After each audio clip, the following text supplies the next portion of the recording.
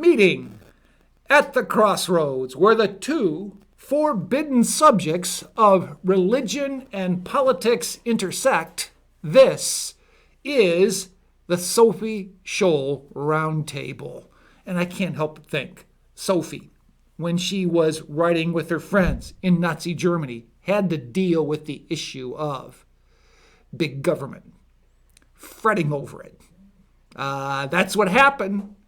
The government enlarged, consumed more and more of the people's liberty, and they felt confined, and that was an issue that they couldn't help but think about all the time. And the other day, talking with Garrett, he stated a phrase I thought was great: fretting over government. Garrett, could you elaborate a little bit more on that?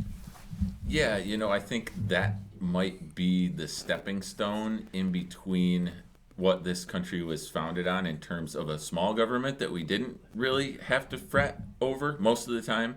I mean, obviously in times of war or other crises, it became more important. But I feel like the stage that we're in, to where we have a big government that is involved in a lot of our lives, and people are spending a lot of time and energy fretting on it. And I'm just afraid it's a stepping stone to a situation like Sophie was in, or the folks in the Soviet Union around the time of Stalin, or even currently the situation in China. I think we gotta take note at like how much time our government's taking from us in terms of like mental capital, and whether or not we have to donate that.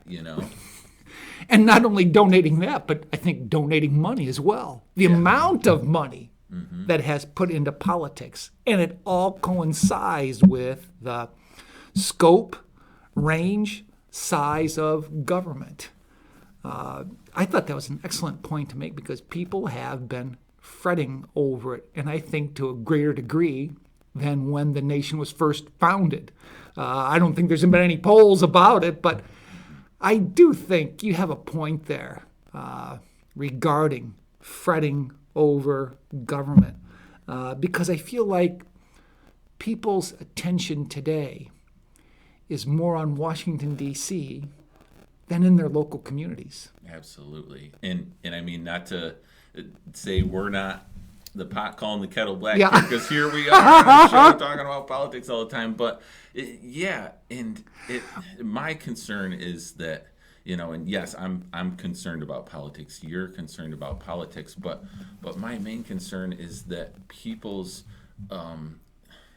fretting about politics is going to take away from their time and their relationship with God and Jesus Christ. And I think that's kind of where we're headed. And you see a lot of Christians, like the last 4 or 5 years, just be consumed with national politics. And I don't know their hearts, but my concern is that that's going to come ahead of Christ at some point, and that's not a good situation. Yeah, and too, on a practical level, I feel like people know more about their national leaders than they do about their local leaders. And I feel like that phrase, all politics is local, gets inverted when we see the scope, size, and range of government increase like it has, especially over the last, 50, 75, 100 years.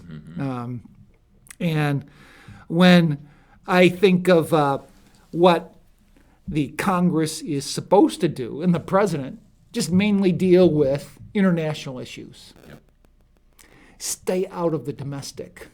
Wouldn't that be nice? Wouldn't that be nice? Exactly. Put it back in the local. Yeah, but you look at all the different funding streams, in the state too. It's just like if you go through the budget items at the county and even the local level, you have money streaming in from the state and federal government. So it's like it's hard not to be concerned about it as long as those things exist. Yeah, and the separation of powers, I think you just brought that up. When that gets blurred with these money streams, there you see the concentration of government being moved away from the locality to the place of nationality, meaning a centralized location as Albany or Washington, D.C. Because I've been thinking about this phrase, fretting over government, and that has people really thinking about this. And I would add that people, like I said, are probably more familiar with their congressman than their local county legislator. Yeah, I hear that. And you get staked to whoever your big national candidates or congressional candidates are.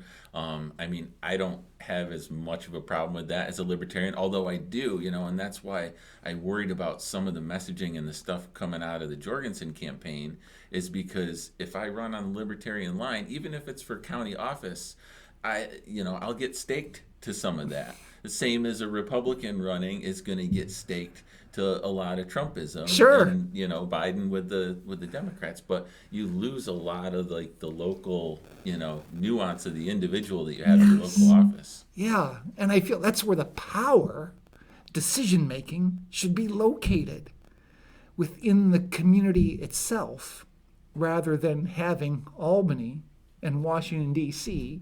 impose upon us what they feel is best. Yep.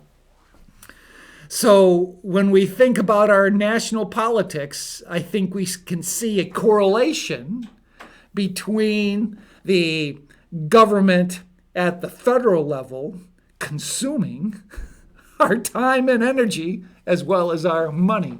And it really shouldn't be that way. Well, I think another topic to talk about is Rush Limbaugh, because he was somebody who was very concerned about D.C. acquiring more and more power, more money, seeing this concentration of power be invested in individuals or bureaucrats. And now that he's gone, I'm sure his words will continue to be spoken, played over and over again, along with his humor and that bombastic, fun-loving nature of his. But what are your thoughts with regard to him no longer being with us here on Earth?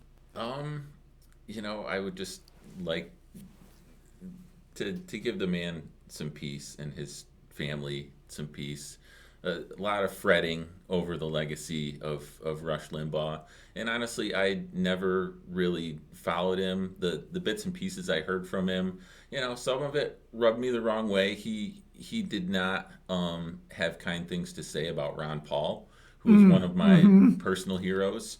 But some of the things he said rubbed me the right way. And I think he made a lot of good conservative points and, had some legitimate axes to grind with big government and corruption within that. So it's sort of how I feel about Trump. I'll take him a la carte. Yeah, that's a good way to put it. Take him a la carte. I like it. Well, it's just sad to see some of the tone and the divisiveness, that the people like we needed any more of that in our current climate, but. Right. Yeah, I thought, too, some thoughts shared about him, or some thoughts he shared. He said something to this effect: liberty will never go out of style. I like that. Yeah, I'll take that. Yeah, a la carte right there. Now, I heard Sean Hannity say, I'm worried that liberty's going to go extinct. Yeah. No. But it's an endangered species. It is. It's very endangered. And you would think that for somebody like Ron Paul, Rush Limbaugh would have been on the bandwagon. Mm-hmm. I think he was a little, defensive of the Republican Party principles, and I think that was his main problem with Ron Paul.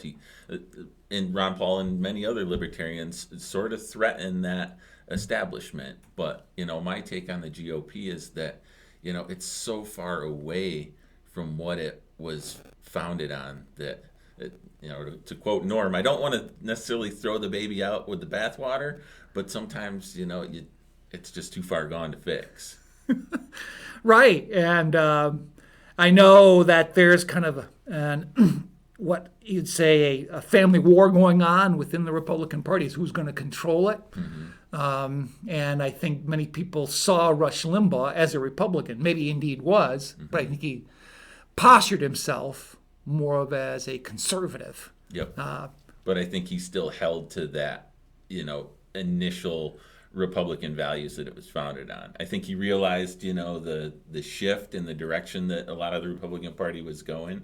But I think, him and a lot of conservatives still have sort of that nostalgia for the old, Lincoln GOP. Yeah. And I think somebody like Ronald Reagan helped to inspire that. Yep. And I'd also see them still get on board with the Romney campaign and the McCain campaign when they were running for pragmatism rules I when it know. comes to presidential politics. I know. Which is what kills us libertarians, which that's part of the reason why in these types of moments we're just sitting on the sidelines with our popcorn watching the Republican Party.